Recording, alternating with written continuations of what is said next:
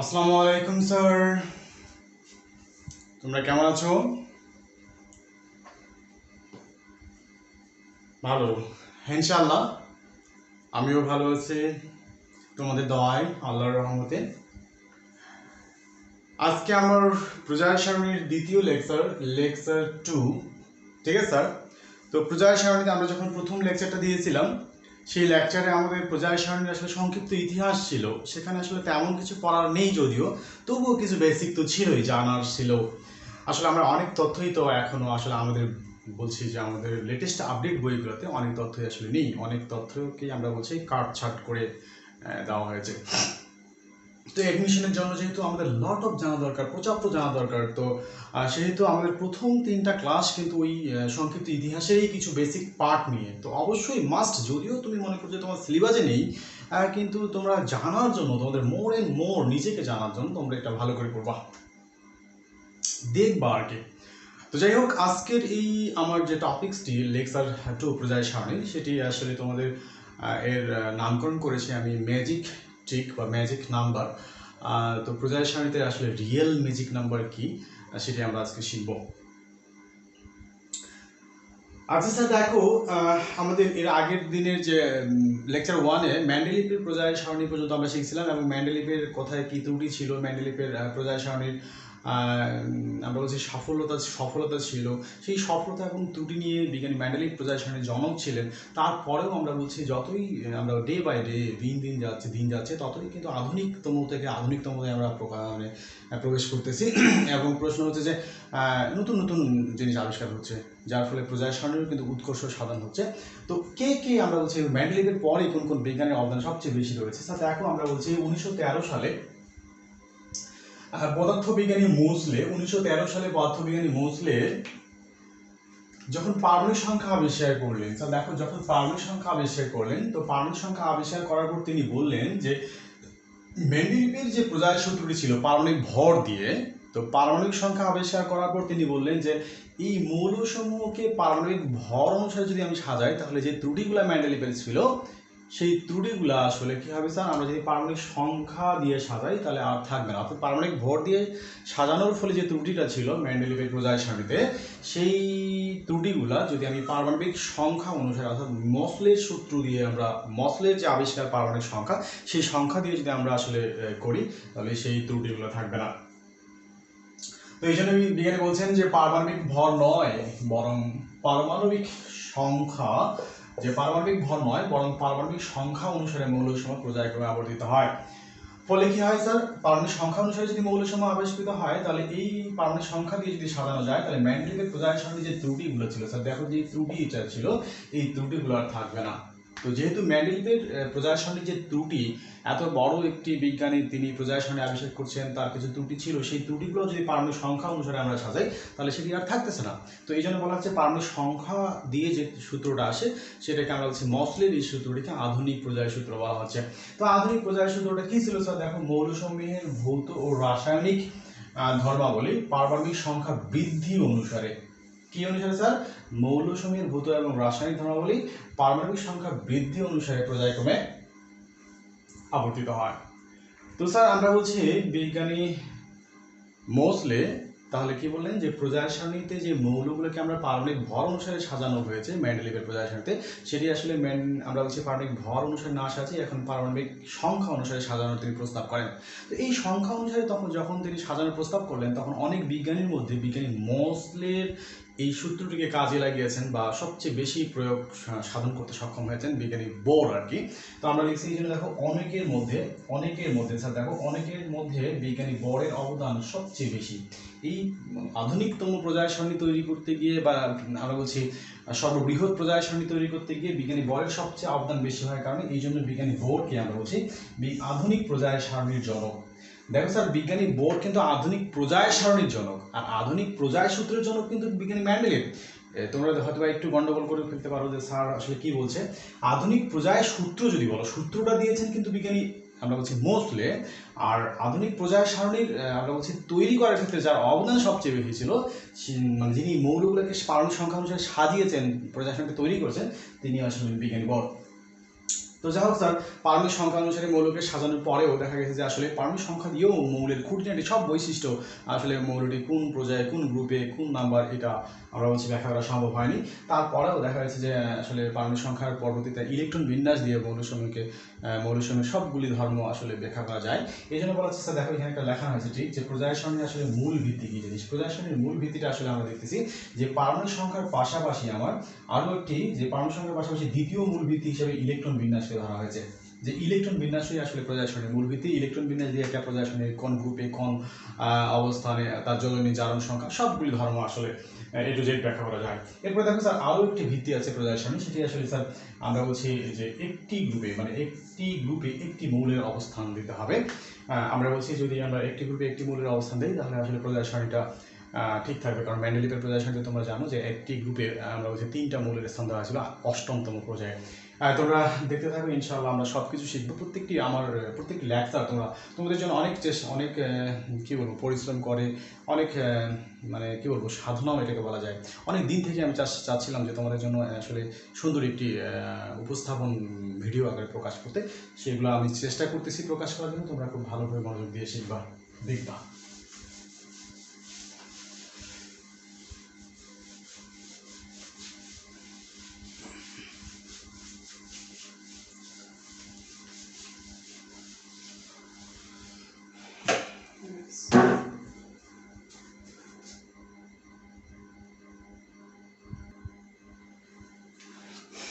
Sir দেখো, তোমরা দেখতে পাচ্ছ যে এটি প্রজায় সারণীর পিরিয়ডিক টেবিল। তো মূল কথা হচ্ছে যে আমি যে পিরিয়ডিক টেবিলটা তোমাদের এখানে দেখাচ্ছি, এই পিরিয়ডিক টেবিল সম্পর্কে আসলে স্যার অনেক প্রশ্ন আসে আমাদের সামনে।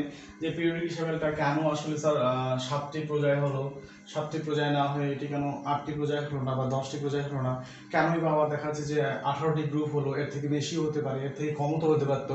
আবার দেখা যাচ্ছে যে কিছু প্রজায়ের সামনে স্যার দেখো, আমরা বলছি গ্রুপ 1, যখন প্রজায় আমরা বলছি গ্রুপ 1 এর ক্ষেত্রে দেখো একটা মৌল হাইড্রোজেন আর একেবারে সর্বশেষ মৌলটা হচ্ছে হিলিয়াম। মাঝখানে এত বড় ফাঁকা কেন? আর মানে প্রথম পর্যায়ে আসলে অনলি 2টা মৌল কেন, দ্বিতীয় পর্যায়ে 8টা মৌল কেন, তৃতীয় পর্যায়ে 8টা মৌল কেন, অনেক প্রশ্ন থাকে। তো এইসব প্রশ্নের আমি খুব ছোট্ট একটি তোমাদের উত্তর দিচ্ছি। তা দেখো, প্রজায় সারণীটা তৈরি করা হয়েছে আসলে ইলেকট্রন বিন্যাসের উপর ভিত্তি করে। তো আমরা বলছি ইলেকট্রন বিন্যাসই যেহেতু প্রজায় সারণীর মূল ভিত্তি, তো আমরা বলছি ইলেকট্রন বিন্যাস যখন কোনো একটা পরমাণুর ইলেকট্রনটা যখন প্রথম শক্তি স্তরে শুরু হবে, তার মানে বুঝে নাও প্রথম শক্তি স্তরে ইলেকট্রন প্রবেশ করা শুরু, প্রথম প্রজায়ও শুরু। প্রথম শক্তি স্তরটা ইলেকট্রন দ্বারা যখন পূর্ণ হওয়ার পর যখন দ্বিতীয় শক্তি স্তরে ইলেকট্রনটা যাবে, তখন প্রথম প্রজায়ও শুরু, শেষ।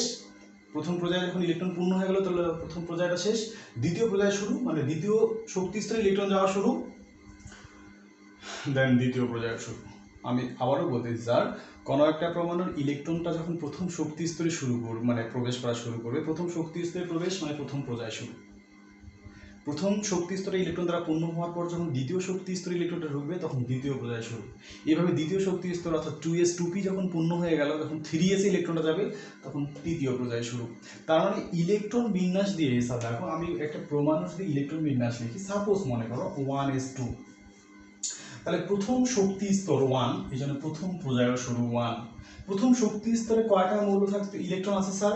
কোনো একটা শক্তি স্তরে যতটি ইলেকট্রন থাকতে পারে ওই পর্যায়ে, তাহলে প্রথম শক্তি স্তর প্রথম পর্যায়, তাহলে প্রথম পর্যায়ে কয়টা মৌল থাকবে? এইখানকার এই প্রথম শক্তি স্তরে যতটি ইলেকট্রন রয়েছে ততটা মৌল।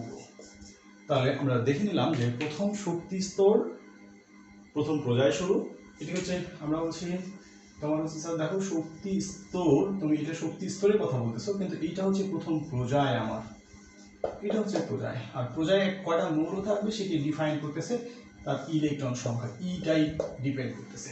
অর্থাৎ ইলেকট্রন সংখ্যাটাই হচ্ছে আমরা বলছি ইলেকট্রন সংখ্যাই হবে আমার মৌল সংখ্যা। ওকে স্যার, তাহলে ইলেকট্রন দিয়ে মৌল বোঝাচ্ছে। স্যার দেখো দ্বিতীয় শক্তি স্তর, তুমি যদি দ্বিতীয় শক্তি স্তর 2s2 2p6, তাহলে দেখো দ্বিতীয় শক্তি স্তর, তাহলে প্রথম শক্তি স্তরে ইলেকট্রন প্রবেশ করা শেষ, মানে দুইটাই থাকতে পারে হাইয়েস্ট, তাহলে দুইটা মৌল থাকতে পারবে হাইয়েস্ট। প্রথম পর্যায়ে দুটি মৌলের বেশি তুমি দিতে পারবে না। এখন এই দুটি মৌল তোমার ইচ্ছা, তুমি কোথায় দিবে, মানে এখানে কাছাকাছি দিবে, না এদিকে কাছাকাছি দিবে, না হিলিয়ামের আগে হাইড্রোজেন দিবে, তো কথায় দিবে সেই দুইটা মৌলই তুমি মাস দিতে পারবে, এর থেকে চাইলেও তুমি বেশি দিতে পারবে না। এখন এই দুইটা মৌলের মধ্যে হিলিয়াম যেহেতু আমরা বলছি নিষ্ক্রিয় গ্যাসের সাথে মিল রয়েছে, এই জন্য নিষ্ক্রিয় গ্রুপের সাথে দেওয়া হয়। অপরদিকে হাইড্রোজেনকে স্যার আমি এখানেও দিতে পারবো। কেন দিতে পারবো? কারণটা হচ্ছে স্যার দেখো, হাইড্রোজেনের কিন্তু আমরা বলছি যে 17 নাম্বার গ্রুপ হ্যালোজেন, এখানে যে হ্যালোজেনগুলি থাকে মানে হাইড্রোজেনও অধাতু, হ্যালোজেনগুলো অধাতু। অপরদিকে হাইড্রোজেনের যোজনী 1, হ্যালোজেনেরও যোজনী 1, মানে হ্যালোজেন যে সকল ধর্ম প্রদর্শন করে আমরা বলছি হাইড্রোজেনও ওই সকল ধর্ম প্রদর্শন করে। কেন? কারণ দেখো স্যার হ্যালোজেনগুলির প্রত্যেকটির নিষ্ক্রিয় গ্যাস অপেক্ষা একটা করে ইলেকট্রন কম থাকে, হাইড্রোজেনেরও কিন্তু দেখো নিষ্ক্রিয় গ্যাস হিলিয়াম অপেক্ষা একটা ইলেকট্রন কম থাকে। অপরদিকে আমরা গ্রুপ 1 এ কেন হাইড্রোজেনকে দিয়েছি? কারণটা হচ্ছে স্যার এই গ্রুপ 1 এর সঙ্গেও হাইড্রোজেনের আমরা বলছি অত্যপ্রত্যভাবে সকল ধর্ম মিলে যায়। কেন স্যার? এটি একটাই ধর্ম খালি ব্যতিক্রম, এটি অধাতু, বাকিগুলো হচ্ছে আমাদের ধাতু। এখানে যেমন লিথিয়াম, সোডিয়াম, পটাশিয়াম থাকবে, এরা হচ্ছে ধাতু। তো স্যার দেখো এই হাইড্রোজেনের যোজনী 1, এদেরও যোজনী 1, আমরা বলছি এই আমাদের ধাতু মৌলগুলি যেমন হ্যালোজেনের সাথে বিক্রিয়া করে, হাইড্রোজেন যেমন হ্যালোজেনের সাথে বিক্রিয়া করে, মানে আমরা বলছি এই গ্রুপ 1 এর এই মৌলটি আমরা বলছি এখানে 17তম মৌল মানে 17তম মানে গ্রুপের ক্ষেত্রেও আমরা দিতে পারবো। কেন পারবো? আমরা বলছি এই গ্রুপের সাথেও মিল রয়েছে। অপরদিকে দেখা যাচ্ছে এইখানে কেন দিলাম তাহলে স্যার? প্রশ্নটা হচ্ছে এর কারণেই যে এইখানে আসলে যেহেতু আমার পর্যায় সারণীর প্রথম মৌল হাইড্রোজেন এবং তার পারমাণবিক সংখ্যা 1, এই জন্য গ্রুপ 1 এ দেওয়া হয়েছে।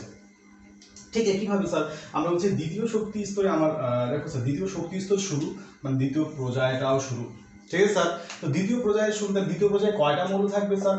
এই এর ইলেকট্রন, টোটাল ইলেকট্রনটার যোগফল বলা হচ্ছে। টোটাল ইলেকট্রন কত? 6 থেকে 8, তাহলে দ্বিতীয় পর্যায়ে আমরা বলছি 8টা মৌল থাকবে। স্যার এইখানকার ইলেকট্রন সংখ্যার যোগফলটা দেখো স্যার তৃতীয় পর্যায়ের মৌল সংখ্যা। আচ্ছা, এখন তুমি এই 8টা মৌলকে তুমি এইখানে এখন যার যে গ্রুপে মিল রয়েছে সেখানে তুমি ইচ্ছা করে দিবে। ঠিক আছে স্যার?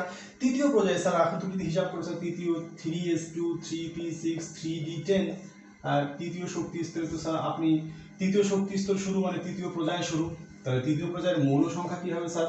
তাহলে স্যার দেখো তৃতীয় পর্যায়ের মৌল সংখ্যাটা হবে এই টোটাল এদের যোগফলটা, তাহলে 6 আর 2 8, 8 আর 10 18টা। তাহলে তৃতীয় পর্যায়ে মৌল থাকতে পারবে কতটি স্যার? 18টা। এখন তুমি যদি বলো যে স্যার তৃতীয় পর্যায়ে মৌল 18টা নেই, কয়টা মৌল আছে? 8টি মৌল আছে। কেন 8টি মৌল রয়েছে? কারণ আমরা জানি স্যার পর্যায় সারণীর আসলে কিছু নির্দিষ্ট বৈশিষ্ট্য রয়েছে। সেই বৈশিষ্ট্য অনুসারে পর্যায় সারণীর একদিকে ধাতু মৌল আর একদিকে হচ্ছে অধাতু, অর্থাৎ পি ব্লক মৌলগুলি। এই পি ব্লক মৌলগুলো আমাদের এখানে যতগুলি মৌল রয়েছে সবগুলি অধাতু, যদিও কিছু ধাতুও রয়েছে, তো অধিকাংশই অধাতু। আবার এখানে ধাতু, তো ধাতু এবং অধাতু দেখো স্যার এস ব্লক মৌলটা ধাতু, এটা হচ্ছে অধাতু। এই ধাতু এবং অধাতুর মাঝখানে আমার আসলে একটা নিষ্ক্রিয় গ্রুপ থাকা উচিত। নিষ্ক্রিয় মানে হচ্ছে কি যে ধাতু এবং অধাতুকে সেপারেশন করে রাখবে। তো এই গ্রুপটা হচ্ছে আমরা বলছি এই 18 নম্বর গ্রুপটা। 18 নম্বর গ্রুপটা তুমি যদি বলো স্যার এটা তো এখন শেষের দিকে আছে, কিভাবে মাঝখানে আপনি বললেন? এটা আসলে আমরা বলছি এইভাবে থাকে না, সারাউন্ডিং থাকে। এটাকে তুমি ঘুরে এই পেজটাকে তুমি যদি আমি ঘুরাই দিতাম এখানে, তাহলে দেখবে যে 18 নম্বর গ্রুপটা আমার ঘুরে আসে এই জায়গায় বসবে। দেখো স্যার এইখানে 18 নম্বরটা হবে। তাহলে দেখো স্যার 18-র পরে হচ্ছে তোমার আমরা সরি 18 নম্বরটা এখানে পড়বে। তো 18টা হলো নিষ্ক্রিয়, 18-র পরেরটা এদিকে হচ্ছে ক্ষার ধাতু, আর 18-র পরে এদিকে 17 থাকবে, 17 নম্বর গ্রুপটা থাকবে। তাহলে 17 নম্বরটা গ্রুপটা তোমরা আসলে সার্কেল বানাবে, দেখবা যে 18 নম্বর গ্রুপটা মাঝখান, তার এই পাশে 17 নম্বর গ্রুপটা অধাতু আর 1 নম্বর গ্রুপটা ধাতু। আসলে আমরা বলছি এই ধাতু এবং অধাতুর মাঝখানে আবার নিষ্ক্রিয় গ্রুপটা রয়েছে। ফলে আমরা বলছি পর্যায় সারণীর একটা অস্তিত্ব রয়েছে, বেসিক আমরা বলছি মূল তথ্য রয়েছে। তো এই জন্য আমরা বলছি পর্যায় সারণীর আমরা তৃতীয় পর্যায়ে যদি আসলে মৌলগুলোকে আমরা সাজাতে যাই, তাহলে 8ম নম্বর মৌলটি আমার নিষ্ক্রিয় গ্যাসের ইলেকট্রন বিন্যাস অর্জন করে। বিধায় আমার কী করতে হচ্ছে স্যার, যেহেতু নিষ্ক্রিয় গ্যাসের অবস্থানটা ঠিক রাখতে গিয়ে আমাকে 8টা মৌলকে স্থান দিয়ে সন্তুষ্ট থাকতে হয়েছে, যদিও আমি সেখানে 18টা মৌল দেওয়ার কথা আসলে। ঠিক আছে? কারণ এখানে বলছে তৃতীয় শক্তি যতটি ইলেকট্রন থাকবে ওই পর্যায়ে তৃতীয় পর্যায়ে ততটা মৌল থাকবে। আসলে আমরা বলছি এই ট্রিকটা এখানে আর খাটলো না, এখানে আর আসলে দিতে পারলাম না নিষ্ক্রিয় গ্যাসের জন্য, তবে বাকিদের ক্ষেত্রে আবার ঠিকই রয়েছে। তো স্যার যাই হোক, কীভাবে আমরা বলছি তাহলে কেন মৌলগুলি এরকম হলো আমরা বলছি বুঝতে পারলাম ইলেকট্রন বিন্যাস অনুসারে একটা পর্যায়ে কতটি মৌল থাকবে সেটি জানতে পারলাম। অপরদিকে আমরা বলছি 7টা পর্যায়ে কেন হলো স্যার, 8টা পর্যায়ে কেন হলো না বা কম হলো না কেন? স্যার দেখো এতদিন পর্যন্ত আমাদের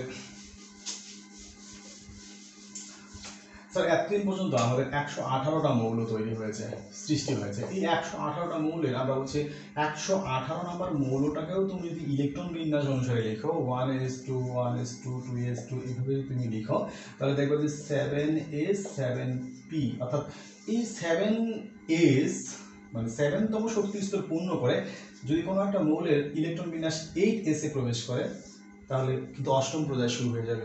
তো এতদিন পর্যন্ত যতটি মৌল তৈরি হয়েছে তার মধ্যে সর্বোচ্চ যে পারমাণবিক সংখ্যা বিশিষ্ট মৌলটি, এই মৌলটাও কিন্তু এখনো 7 শক্তি স্তরতম ক্রস করে অষ্টমতম মৌলে আমরা বলছি অষ্টমতম শক্তি স্তরে প্রবেশ করে নাই, যার ফলে অষ্টম নাম্বার পর্যায় সারণী তৈরি আমরা বলছি হয়নি। তবে এমন কোনো মৌল যদি ভবিষ্যতে পাওয়া যায় তাহলে অবশ্যই অষ্টম নম্বর পর্যায়েও তৈরি হবে। আচ্ছা স্যার, আমরা কাজে আসি। আমাদের কাজ স্যার, আমাদের কাজ হচ্ছে আজকে যে ট্রিক আমরা বলছি যে ম্যাজিক নাম্বার আমি দিয়েছি, সেই ম্যাজিক নাম্বার হচ্ছে স্যার দেখো আমাদের ইলেকট্রন বিন্যাস অনুসারে মৌলগুলোকে 4 ভাগে ভাগ করা যায়। ইলেকট্রন বিন্যাস যেহেতু প্রজায় সারণীর মূল ভিত্তি, সেহেতু ইলেকট্রন বিন্যাস অনুসারে প্রজায় সারণীকে 4 ভাগে ভাগ করা যায়। স্যার দেখো, একটা তোমাদের হচ্ছে এস ব্লক, আর হচ্ছে S block number 1, S, P, D আর এফ ব্লক। ঠিক আছে স্যার, তাহলে প্রজায় সারণী আমরা বলছি 4টি ব্লকে ভাগ করা আছে, এস, পি, ডি আর এফ ব্লক। তো এস ব্লক আমরা বলছি আরো ডিটেলসে আলোচনা হবে পরে। এস ব্লক মৌল সমূহ আসলে ক্ষার ধাতু গ্রুপ 1 এবং গ্রুপ 2 এর মৌল, এই একটা এস ব্লক। এছাড়াও এই হিলিয়ামও কিন্তু এস ব্লকের মধ্যে, এটা ব্যতিক্রম একটা। তো যাই হোক স্যার, এই দুইটা ব্লক এস ব্লক। অপরদিকে আমরা বলছি 3A থেকে একেবারে আনতে হচ্ছে 7A মানে এইটা সহ, এই গ্রুপটা সহ টোটাল এই গ্রুপটা আমরা বলছি পি ব্লকের মধ্যে।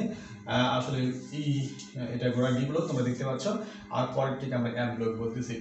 প্রজার সামনে নিচে যে তোমার ষষ্ঠ পর্যায়ের 3B গ্রুপের মৌল এবং সপ্তম পর্যায়ের আমরা হচ্ছে 3B গ্রুপের মৌলগুলোকে এফ ব্লক বলতেছি কেন, পরে আমরা দেখব, শিখবো আসলে মূলত।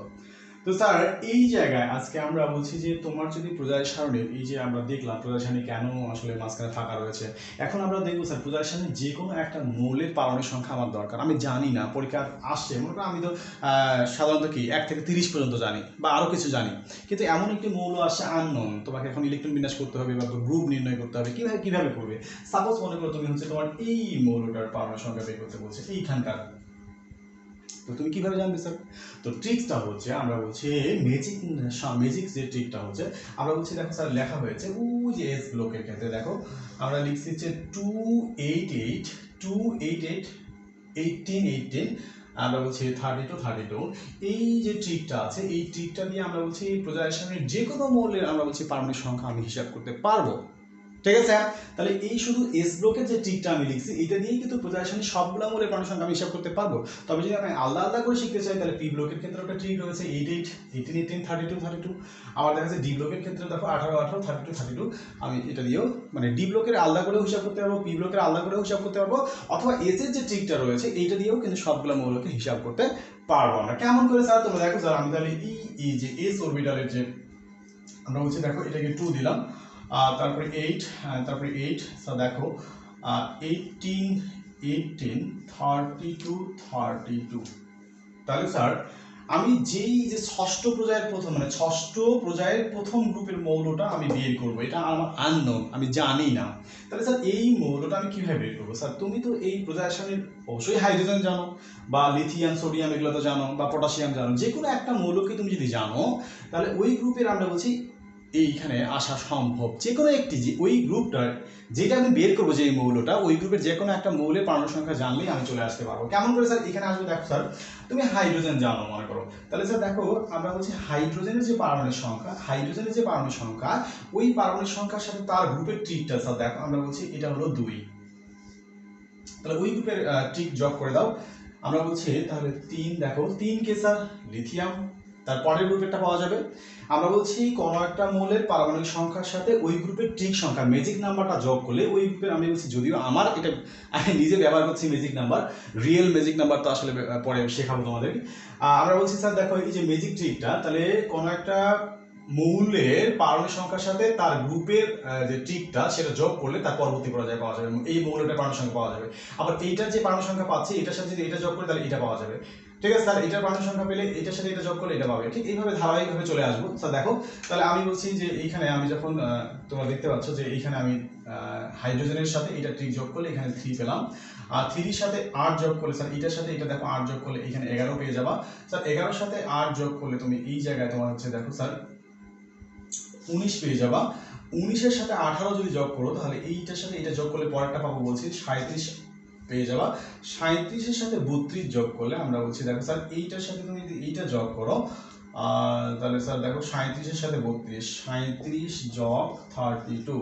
ঠিক আছে স্যার, তাহলে এখানে হচ্ছে কত স্যার 9, স্যার প্লিজ আমি একটু এই 18 আর 19 যোগ করতে যাচ্ছিলাম, যেটা আসলে ভুল হয়েছে কিনা দেখি। 8 9 হচ্ছে কত স্যার? 8 9 17 7 17 ঠিকই ছিল, 37 ঠিক আছে।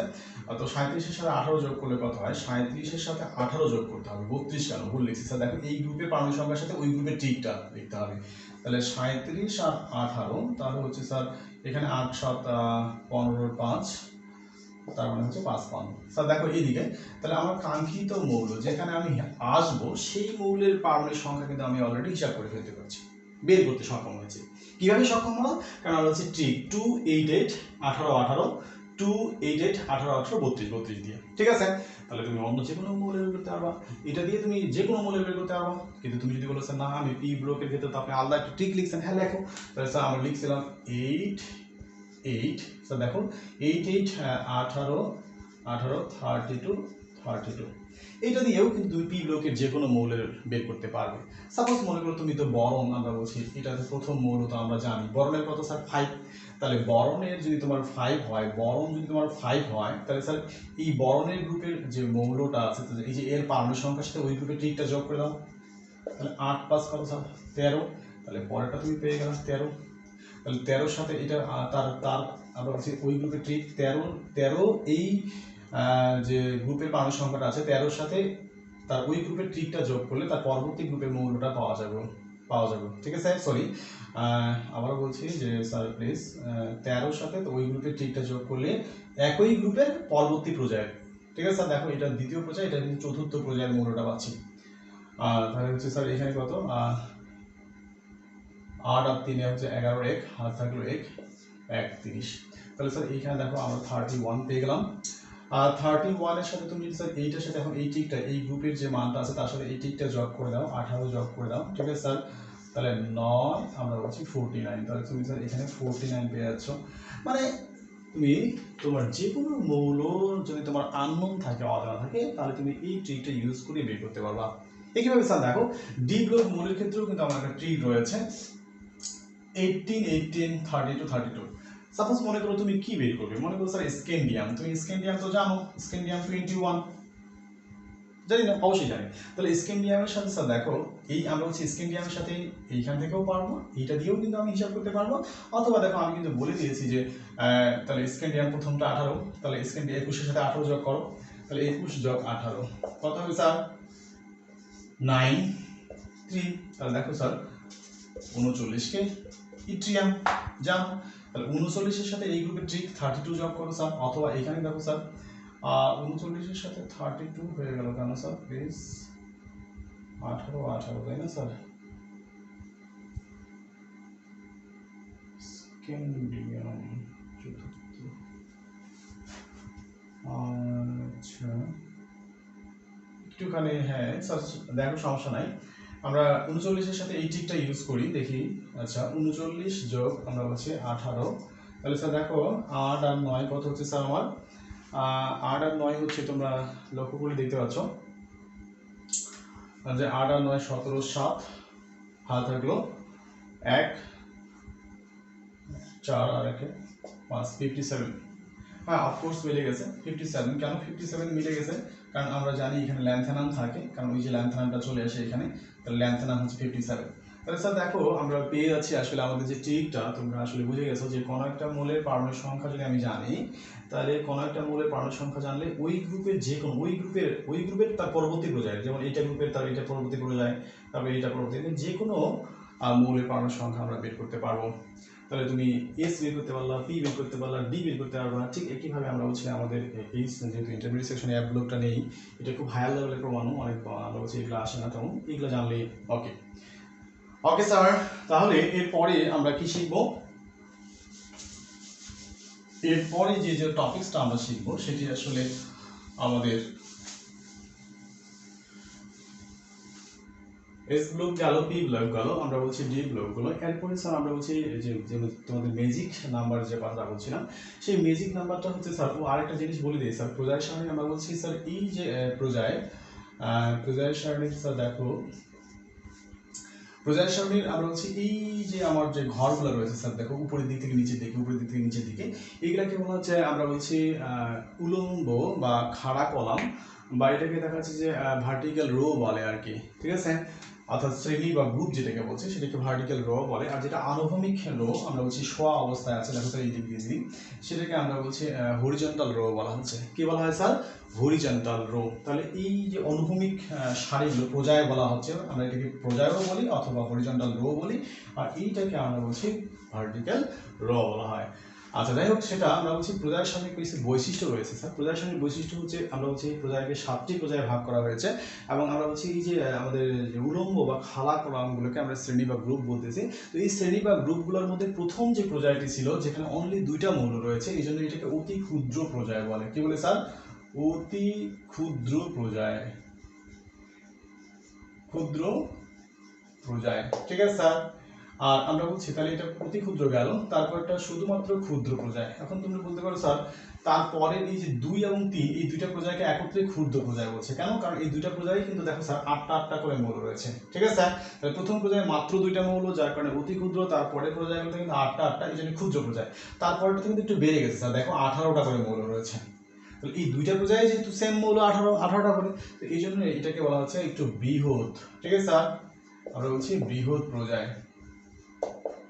তো এখন স্যার এখন প্রশ্ন হচ্ছে তাহলে এটা অতি ক্ষুদ্র গেল, এখন এই জায়গায় কিন্তু অতিটা নাই কারণ এটা একটু বড়।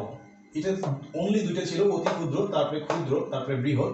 এরপরে স্যার দেখো এখানে আরো সবচেয়ে বেশি 32টা করে মৌল রয়েছে। প্রজায় সারণী সবচেয়ে আমরা বলছি যেখানে বেশি মৌল রয়েছে সেটি হচ্ছে 6ষ্ঠ এবং 7ম প্রজায়। এটাকে এই জন্য অতি বৃহৎ বলে। কি বলে স্যার? অতি বৃহৎ প্রজায় সারণী বলা হচ্ছে। আচ্ছা, এখন আমরা বলছি আমাদের অতি বৃহৎ প্রজায় সারণী বলা হচ্ছে। এখন স্যার প্রজায় সারণী যে রিয়েল ম্যাজিক নাম্বার, স্যার আপনি যে প্রথম দিকেই আপনারা বলছেন লেকচার 2 এর ম্যাজিক নাম্বার, আপনি ম্যাজিক নাম্বার করেছেন। তো ম্যাজিক নাম্বারটা কি স্যার? প্রজায় সারণীতে আমরা বলছি এমন কিছু মৌল রয়েছে যাদের নিউক্লিয়াসটা অত্যাধিক আমরা বলছি কমফোর্টেবল, সুস্থিত, স্টেবল আর কি, স্থায়িত্ব অর্জন করে। তো এই স্থায়িত্ব অর্জন করা মৌলগুলিকে স্যার আমরা বলছি প্রজায় সারণীতে যে সকল মৌল অধিক বেশি স্থায়িত্ব অর্জন করে, ওই সকল মৌল যেহেতু আমরা বলছি কমফোর্টেবল বা স্থায়িত্ব বেশি, তাদেরকেই বলা হচ্ছে যে ম্যাজিক নাম্বার। ওই সকল মৌলের নিউক্লিয়াসগুলিকে বলা হচ্ছে ম্যাজিক নিউক্লিয়াস। কেন স্যার? কারণ ম্যাজিক সংখ্যা বা ম্যাজিক নাম্বারটা হচ্ছে ওই মৌলগুলো সবচেয়ে বেশি ম্যাজিক। ম্যাজিক মানে হচ্ছে কি এরা এত বেশি সুস্থিতিশীল, এটা বিজ্ঞানীরাও বলতে পারছে কেন, এই জন্য বলছে ম্যাজিক, এটা ম্যাজিক একটা। কোন কোন মৌলগুলো স্যার বলা হচ্ছে? 2, 8, 20, 50। স্যার দেখো তাহলে কোন কোন আমরা বলছি মৌলগুলো সবচেয়ে বেশি হচ্ছে আমার, তোমরা দেখতে পাচ্ছ যে আমি লিখছি 2, 8, 20, 50।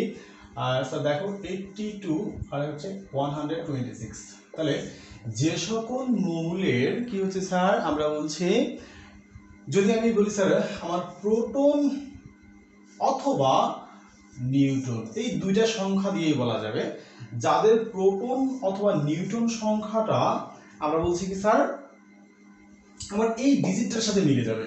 যে সকল মৌলের পরমাণুর নিউক্লিয়াসের প্রোটন সংখ্যা অথবা নিউট্রন সংখ্যা, ওর কিন্তু এটা ওর প্রোটন সংখ্যা অথবা নিউট্রন সংখ্যা যদি 2, 8, 20, 50 যে কোনো একটা এই ডিজিটগুলোর সাথে যে কোনো একটার সাথে যদি মিলে যায়, তাহলে ওইটাকে বলা হচ্ছে আমরা বলছি ম্যাজিক নিউক্লিয়াস বা ম্যাজিক সংখ্যা বলা হচ্ছে এইগুলাকে। আর ওই প্রমাণটাকে বলা হচ্ছে ম্যাজিক নিউক্লিয়াস। কেন? তার স্থায়িত্বটা অনেক বেশি। যেমন স্যার আমি বলছি, আমার এখানে দেখে নাও, আমি তোমাদেরকে দেখাচ্ছি স্যার। দেখো অক্সিজেন আমার হচ্ছে 8, 18, যদিও এটা অক্সিজেনের একটা আমরা বলছি আইসোটোপ। দেখো স্যার এখানে পারমাণবিক সংখ্যা কত অক্সিজেনের? 8। এটার স্থায়িত্ব কিন্তু অনেক বেশি, ঠিক আছে। অথবা আমরা বলছি স্যার আপনি এটা কেন দেখাচ্ছেন এটার স্থায়িত্ব কম, আপনি এটা দেখাও। হ্যাঁ দেখো, অফকোর্স অক্সিজেন তো এটা আমরা বলছি অন্যান্য মৌলের থেকে এটা মানে অক্সিজেন যতগুলি আইসোটোপ রয়েছে তার মধ্যে এটা সবচেয়ে বেশি আর কি, 99% স্থায়িত্ব। আচ্ছা, অপরদিকে তুমি যদি স্যার বলো, আমরা বলছি স্যার দেখো আমার এখানে আরো একটি মৌল আমি দেখাচ্ছি স্যার, স্ট্রনসিয়াম। স্ট্রনসিয়াম হচ্ছে 38, এখানে হচ্ছে 78। তাহলে স্যার দেখো এই যে এখানে কিন্তু তোমার 78 থেকে 38 বাদ দিলে তোমার হচ্ছে 50 পাওয়া যাবে। তাহলে স্যার দেখো 78 মাইনাস হচ্ছে 38 ইকুয়ালস টু হচ্ছে কত? 50। কারণ 50 কিন্তু দেখো এই ম্যাজিক ডিজিটের সংখ্যা, নিউট্রন সংখ্যা। আমরা বলছি দেখো পারমাণবিক ভর থেকে যদি পারমাণবিক সংখ্যা বিয়োগ দাও নিউট্রন সংখ্যা পাবে, তো নিউট্রন সংখ্যাটা দেখো ম্যাজিক সংখ্যার সাথে মিলে গেছে, যার ফলে এটা আমরা বলছি অধিক সুস্থির। আবার কিছু কিছু ক্ষেত্রে বলা হচ্ছে যদি নিউট্রন এবং প্রোটন উভয়ের সংখ্যাটা যদি ম্যাজিক সংখ্যার সমান হয়, দুইটাই যদি মিলে যায়, তাহলে সেটাকে ডাবল ম্যাজিক নাম্বার বলা হচ্ছে। স্যার দেখো, তাহলে আমরা বলছি কেমিস্ট্রিতে আসলে ম্যাজিক জিনিসটা কি? ম্যাজিক মানে হচ্ছে যে সকল মৌলের স্থায়িত্ব সবচেয়ে বেশি প্রজায়ের সাথে তাদেরকে আমরা ম্যাজিক বলতেছি। আচ্ছা, একটুখানি স্যার, তো যাই হোক, আজকে সেকেন্ড লেকচার এই পর্যন্ত থাকলো। নেক্সট থার্ড লেকচারে আমরা শিখবো আসলে প্রজায়ের সাথে মৌলসমূহের গ্রুপ নির্ণয়, একটা মৌলের কোন কোন প্রজায় আছে, কোন গ্রুপে আছে। এছাড়া আমরা বলছি আমাদের যে লেটেস্ট আপডেট যে মৌলগুলো আছে, যে আমরা বলছি আমাদের নিহোনিয়াম, তারপরে দেখা যাচ্ছে যে আমরা বলছি আমাদের যে ভারী মৌলগুলো রয়েছে আসলে, অর্থাৎ সবচেয়ে ভারী মৌল ইউরেনিয়াম, যেটা প্রকৃতিতে পাওয়া যায়। এর পরের দিকে যে আমরা বলছি ভারী মৌলগুলো, যেগুলো আমরা প্রকৃতিতে পাই না, বিভিন্ন রাসায়নিক বিক্রিয়া, তেজস্ক্রিয় বিক্রিয়ার মাধ্যমে তৈরি করা হয়, সেগুলো নিয়ে ডিটেলস আলোচনা রয়েছে। কিভাবে তৈরি হলো, আমরা বলছি এক একটা মৌলের কোন কোন বিজ্ঞানে আবিষ্কার করছে, কেমন করে, অবশ্যই তোমরা মাস্ট সেটি দেখবে। আর হলো যে এটা আমি তোমাদের আসলে বেসিকের জন্য বারবার বলতেছি যে বেসিক যদি তুমি বাড়াতে চাও তাহলে আমার লেকচারগুলোকে সুন্দরভাবে দেখে নাও। তো স্যার, অবশ্যই তোমরা এটা তোমাদের সব ফ্রেন্ডদেরকে বলে দিবা যে হানিফ স্যারের চ্যানেলটিকে সাবস্ক্রাইব করে দাও। হ্যাঁ, সাবস্ক্রাইব করে দেখো, এবং কী কী ভিডিও তোমাদের দরকার সেগুলি আমাকে মেসেজ করে পাঠাতে পারো। আমার নাম্বার তোমাদেরকে দিয়ে দেওয়া হবে। অবশ্যই প্রথম লেকচারতে আমার নাম্বার বোর্ডে লেখা ছিল, তোমরা এখানেও জানো, আমি এখানেও দিচ্ছি। স্যার দেখো, 01723790225। তোমরা আমার সঙ্গে ফোনে কন্ট্যাক্ট করতে পারো, কমেন্টে লিখতে পারো, অথবা তোমাদের কোন ভিডিও দরকার, কোন জিনিসটা তোমরা বোঝো না ভালো করে, সেটি যদি তোমরা বলো তাহলে আমার পক্ষে আরও ভালো হবে তোমাদের জন্য। তো নেক্সট ভিডিও পাওয়ার জন্য তো অবশ্যই তোমরা আমাকে হেল্প করবা। Best of luck, thank you for watching.